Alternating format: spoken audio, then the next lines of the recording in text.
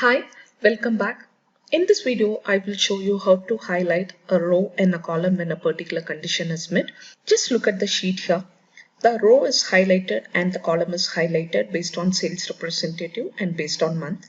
Along with this, now when I go and change the month, see what happens exactly. When I change the sales representative name, see what happens here. This is the speciality of highlighting the rows using a logical function. Let's jump in to see how this is done. At the very first level, create a data validation for sales representative and for the month. So in order to do this, first go to data. From data, pick up data validation. Again, click on data validation. It gets you a similar dialog box. Click on list. In the source, equal to, where is the sales representative? The sales representative is in this column. Choose it and click OK.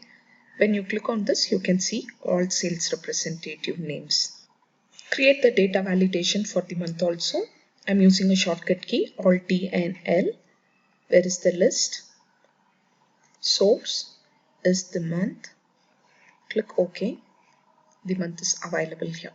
Once this is done, go on, click on a particular month and the sales representative name. Data preparation is done. Now select the entire table. From home, navigate through conditional formatting and pick up a new rule dialog box. This dialog box will pop up. Click on use a formula to determine which cell to format. Here, pass in the OR function. Choose this particular cell and hit F4 key twice. It will become a column reference. Column reference is going to tell you this particular name, Peter, will be checked against every name here. So when you lock the column, it will come one after the other. That's the speciality of it. Equal to, click on this cell and press function F4 key once so that it becomes a column reference. So the May month will be compared against each and every month. Whenever it is true, then it will close the condition. Equal to, whatever the month that appears here needs to be considered. Close and click on format. Pick whichever color you are interested in, click OK and click OK. Now you can see automatically this is highlighted. But whereas in the previous file I have shown you, whenever there is an intersection, the color has to change. For this, select the entire table again, home, conditional formatting, new rule, use a formula. In the formula, give an AND function. OR function will look for a particular condition to be true. Whichever condition is true, it will highlight it. But whereas AND condition, when both the condition is true, only then it will highlight it. I have chosen this cell.